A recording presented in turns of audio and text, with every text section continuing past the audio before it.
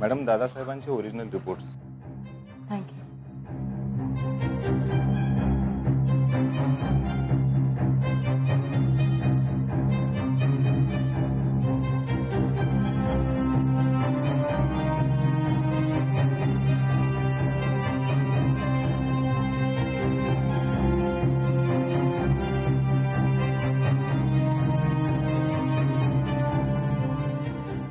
चुकीचं हुशार. काय बरं आणतोय? काय फेऱ्या काय मारता नुसत्या?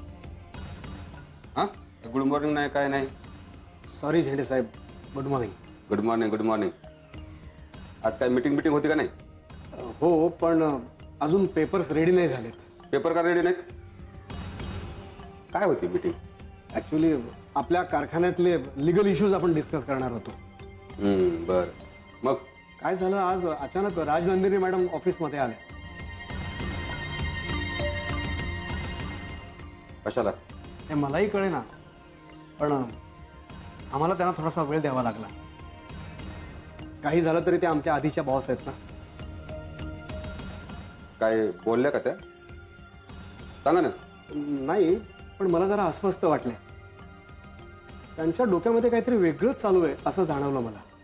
काय बोलल्या नाही त्या? नाही, त्या काही बोलल्या नाहीत, पण मी जे काही बोलत होतो ना त्याच्याकडे लक्षच नव्हतं त्यांचं. बहुधा पोलीस स्टेशनमध्ये जाऊन आल्या त्यामुळे असावं. त्यानंतर अचानक म्हणाला की मी निघते, मला उशीर होतोय म्हणून. Police station? हो, आणि मग गेल्याच त्या अचानक. मला जरा विचित्रच वाटलं. आज राजनंदिनी मॅडम पूर्वीसारख्या नाही वाटल्या. विक्रांत सरांना भेटला का त्या? नाही सर, बाहेर गेले होते ना, पण आलेत, ते आहेत कॅबिनमध्ये.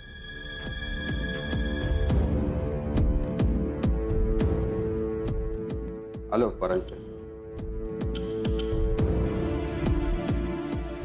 हां, मी विक्रांत सरंजामे. विक्रांत, आता यापुढे कंपनीची सगळी डील्स मी बघणार आहे. विक्रांत. हां ठीक आहे, भेटू. बाय. विक्रांत, काय झालं? राजनंदिनी बहुतेक परत जालिंदरला भेटायला गेली होती. मग परांजपे म्हणाला त्या पोलीस स्टेशनला गेल्या होत्या म्हणून. असे खूप डेंजरस आहे. तू तर मला म्हणाला होतास की तिचा विश्वास तुझ्यावर बसलाय म्हणून. मग असं का करते ती? हे बघ, एवढा पॅनिक होऊ नको, काही होत नाही. असं कसं म्हणतोस रे तू? तुला तुला भीती कशी वाटत नाही म्हणतो? अरे ह्यांचे हात कुठपर्यंत पोचले असतील वरपर्यंत, आपल्याला काय माहिती. जालिंदर दादासाहेबांना भेटला होताच की, त्याचं काय झालं पुढे? काय झालं सांग ना.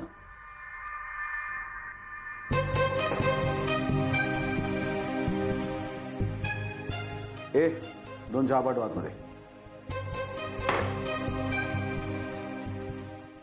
Relax relax relax relax. Jalindar दादासाहेबांना भेटला, काय फरक पडला? तरी सुद्धा आपण दोघं इथे होत या केबिन मध्ये, आणि आपण बिझनेस करायला सुरुवात सुद्धा केली. दादासाहेब कुठे आहेत? स्वर्गात. जालिंदर कुठे आहे? जेलमध्ये. आपण कुठे आहोत? केबिन मध्ये. काय करतोय? बिझनेस. बिझनेस. आता टेन्शन घ्यायचं नाही, सगळं आपल्या हातात आहे. चहा प्यायचा, शांत राहायचं आणि पुढचा विचार करायचा. ठीक आहे?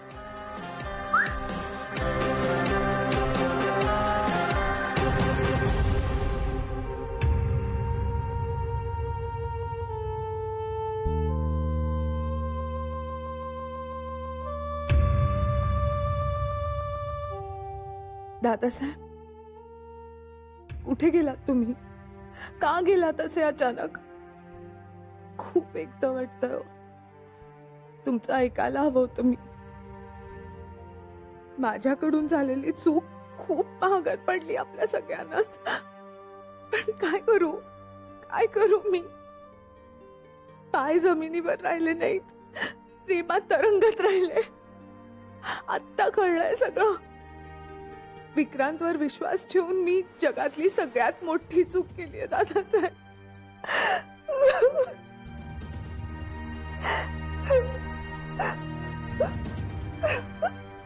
खूप आठवण येते ना?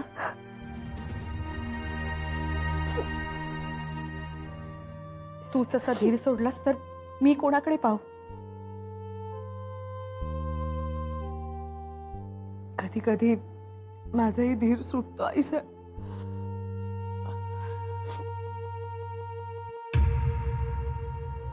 दादासाहेब गेल्यानंतर सगळं तुझ्यावरच येऊन पडलं ना ग. आम्ही तुझा विचारच नाही केला. मला वाटलं विक्रांत आहेत, तू एकटी नाहीयेस. पण आता लक्षात येते माणूस गेल्यावर त्याची पोकळी नाही भरून काढता येत.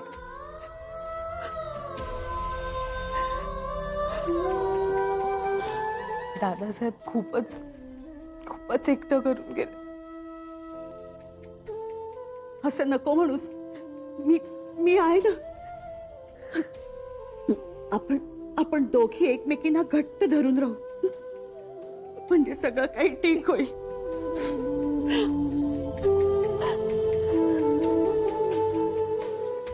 राजनंदिनी मॅडम, आत येऊ.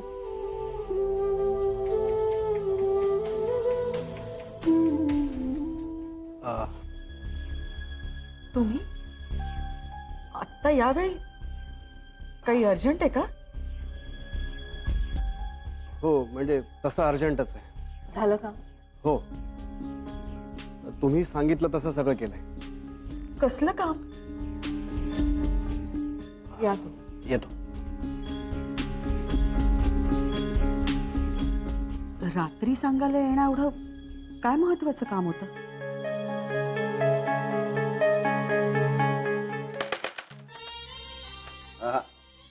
सगळा डाव जसा आपल्याला हवा तो तसाच लागलाय. आता मला जी हवी सोंगटी त्या वेळेस मी घेऊ शकतो. हा सरंजाम्यांचा डाव आपणच जिंकणार. जास्त खुश होऊ नको. अजून सगळा डाव कुठं जिंकलायस?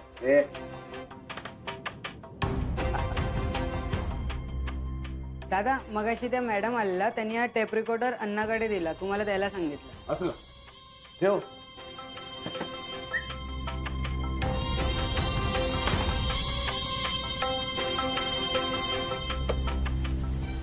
हा, मी विक्रांत सरंजामे. विक्रांत, आता यापुढे कंपनीची सगळी डील्स मी बघणार आहे. विक्रांत, हा ठीक आहे, भेटू. बाय. विक्रांत. काय झालं? राजनंदिनी बहुतेक परत जालिंदरला भेटायला गेली होती. मग परांजपे म्हणाला त्या पोलीस स्टेशनला गेल्या होत्या म्हणून. असे खूप डेंजरस आहे. तू तर मला म्हणाला होतास की तिचा विश्वास तुझ्यावर बसलाय म्हणून. मग असं का करते ती? बघ, एवढा पॅनिक होऊ नको, काही होत नाही. असं कसं म्हणतोस रे तू? तुला तुला भीती कशी वाटत नाही म्हणतो मी. अरे ह्यांचे हात कुठपर्यंत पोचले असतील वरपर्यंत, आपल्याला काय माहिती. Relax relax relax relax. Jalindar दादासाहेबांना भेटला, काय फरक पडला? तरी सुद्धा आपण लोक इथे होत या केबिन मध्ये, आणि आपण बिझनेस करायला सुरुवात सुद्धा केली. दादासाहेब कुठे आहे? स्वर्गात. जालिंदर कुठे आहे? जेलमध्ये. आपण कुठे आहोत? केबिन मध्ये. काय करतोय? बिझनेस. बिझनेस. आता टेन्शन घ्यायचं नाही, सगळं आपल्या हातात आहे. चहा प्यायचा, शांत राहायचं आणि पुढचा विचार करायचा. ठीक आहे? विक्रांत,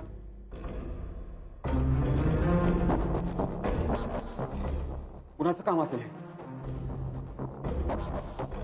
हं? ऐकलंस ना? आपलाच आवाज आहे. आपण जे जे बोललो होतो ते सगळं आहे. आपला परफेक्ट प्लॅन 12च्या भावात गेला विक्रांत. खेळ खलास झाला आपला. आता कुणी केलं सर रेकॉर्डिंग?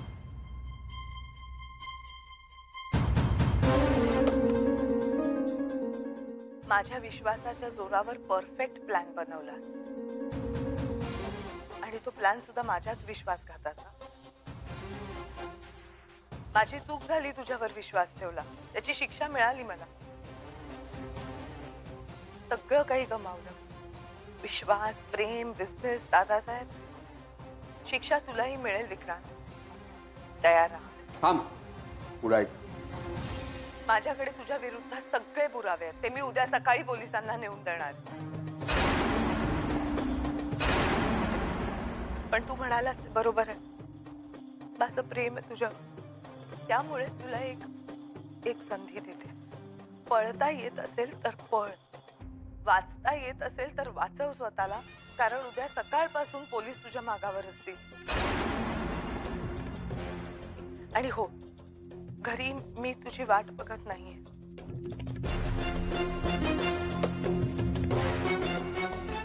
विक्रांत, आता पळून जायला पाहिजे. चल लवकर. आत्ता पुरतं चल लवकर. आपण पळून जायचं नाही. विक्रांत, ऐकलंस ना तू? उद्यापासून पोलीस मागावर लागणार आहेत. तू आत्ताच चल. आपण गुन्हेगार आहे, पळ कुठे नाही. मी नाही पळून जाणार. ही असली टाळ्याची वाक्य आहेत ना, माझ्याशिवाय दुसरं कुणी ऐकायला नाही तर. ऐक माझं, उद्यापासून पोलीस मागावर लागणार आहेत. तुरुंगाची हवा खावा लागेल नाही तर. चल. काही झालं तरी माझा प्लॅन मी सोडणार नाही. मी जसं ठरवलंय तसंच मी करणार. अरे, तुझ्या प्लॅनचा धुवा उडवला तिनं. त्यातही मार्ग काढता येतो विलास. किती कठीण परिस्थिती असली ना तरी सुद्धा मार्ग काढता येतोच. त्यासाठी फक्त एक करायचं, डोकं शांत ठेवायचं आणि विचारपूर्वक मार्ग काढायचा. काय काय विचार काय तुझा? जे मला करायचं नव्हतं तेच मला करावं लागणार बहुतेक.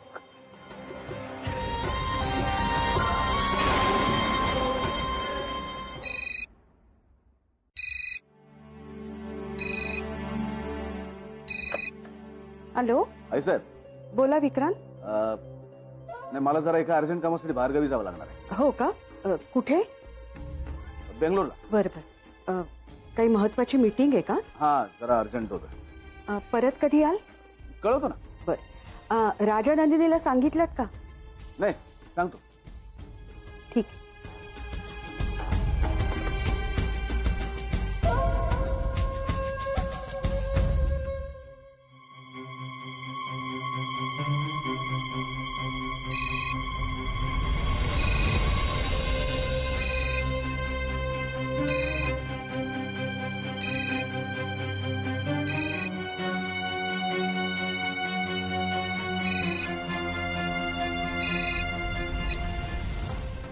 हॅलो, राजनंदिनी.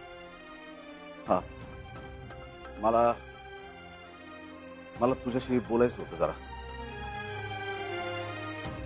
हॅलो हॅलो, तू ऐकतेस ना राजनंदिनी? हॅलो, तू आहेस ना तिथे? ऐक ना, हे प्लीज असं करू नकोस. हे तू मला सांगतोस? राजनंदिनी, मला एकदा तुझ्याशी बोलण्याची संधी दे ना. का का देऊ मी संधी? का देऊ? तू मला पळून जाण्याची संधी देऊ शकतेस, तर बोलण्याची का नाही संधी देऊ शकत? मला एकदा बोलू दे तुझ्याशी.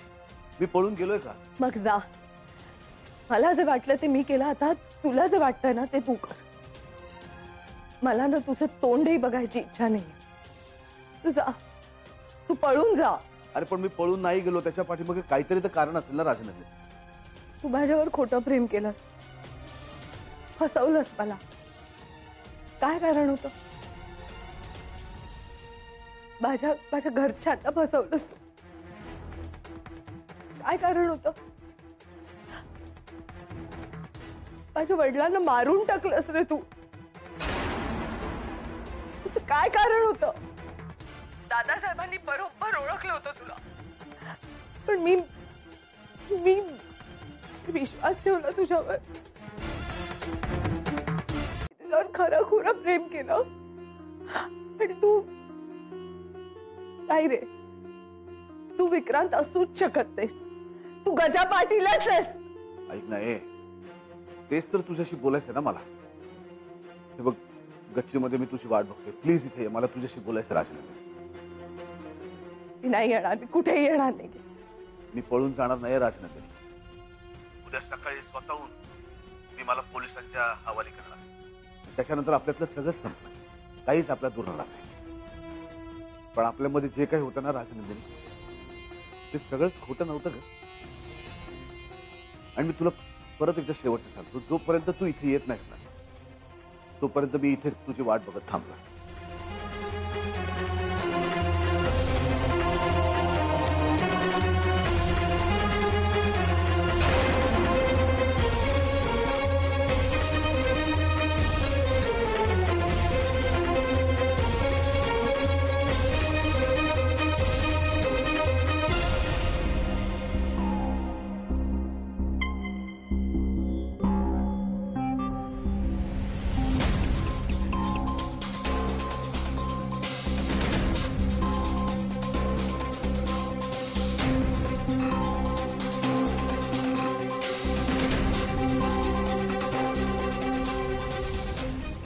तुझ्या डोळ्यातलं प्रेम कुठे हरवलं?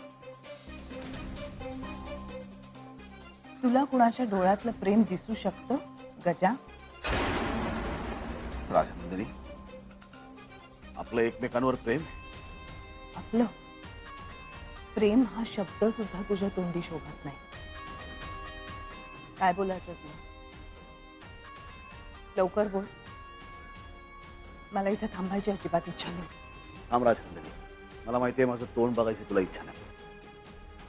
माझ्या तोंडातून बाहेर पडलेल्या कुठल्याही शब्दावर तुझा विश्वास नाही, पण त्यांनी सत्य बदलणार नाहीये. तुझ्यावर माझं प्रेम होतं, आहे आणि आयुष्यभर राहील. जगातला सगळ्यात मोठा विश्वासघातकी माणूस असतो. थांब राजनंदिनी, विश्वासघातकी हा शिक्का माझ्यावर मारण्यापूर्वी ना एकदा माझं काय ते ऐकून घे. गरिबी ना खूप वाईट असते राजनंदिनी. आमची नियत वाईटच आहे असा समज असतो लोकांचा. हा जालिंदर त्यातलाच. मी जेव्हा त्याच्याकडे नोकरीला लागलो ना, त्याच्या पहिल्याच दिवशी मला कळलं तो कसा आहे. ऑफिस मधला त्याचा फ्रॉड मी शोधून काढला. तो फसवत होता तुला आणि दादासाहेबांना.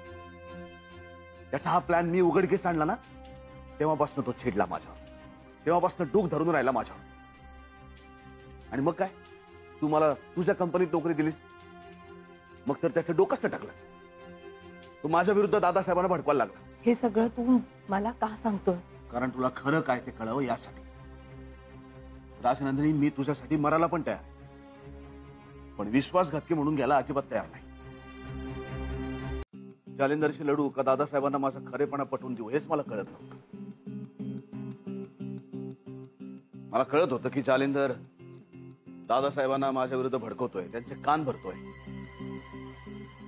पण काय करू मी, काय करू हेच कळत नव्हतं मला. मला चांगलं काम करून दाखवायचं होतं राजनंदिनी. माझी इच्छा होती की दादासाहेबांनी माझ्या कामावर विश्वास ठेवावा, माझ्या मेहनतीवरती विश्वास ठेवावा. पण हे सगळं त्यांना कसं पटवून द्यायचं हेच मला कळत नव्हतं. खूप वाईट दिवस होते ते राजनंदिनी. मला त्या सगळ्या दिवसांमध्ये ना फक्त एकच आधार होता, एकच ताकद होती, ती म्हणजे तुझ्यावर माझं प्रेम आणि विश्वास. तू अशी काय बघतीस माझ्याकडे? मी खरं ते सांगतो तुला, तो जालिंदर दादासाहेबांचे कान भरत होता.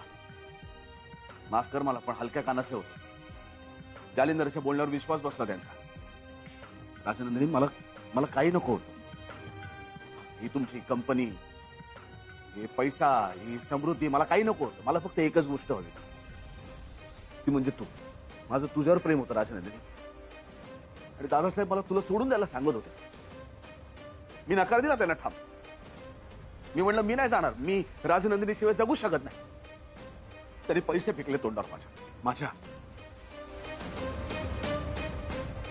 माझ्या तोंडावर दादासाहेबांनी पैसे फेकले. मला म्हणले तुला जगाला पुरतील एवढे पैसे आहेत, तुला कशाला पाहिजे राजनंदिनी.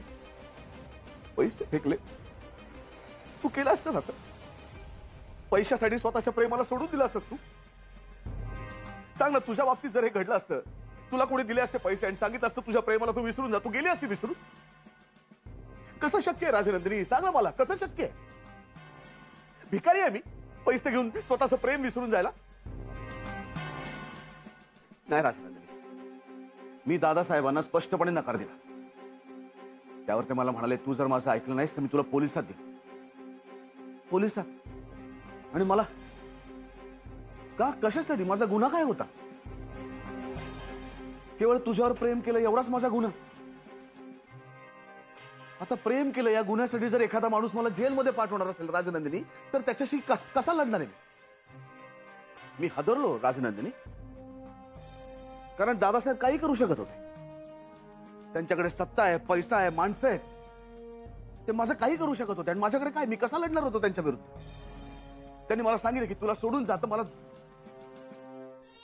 जावं लागलं असतं राजनंदिनी. कसा थांबू शकलो असतो मी? कसा लढणार होतो मी दादासाहेबांविरुद्ध?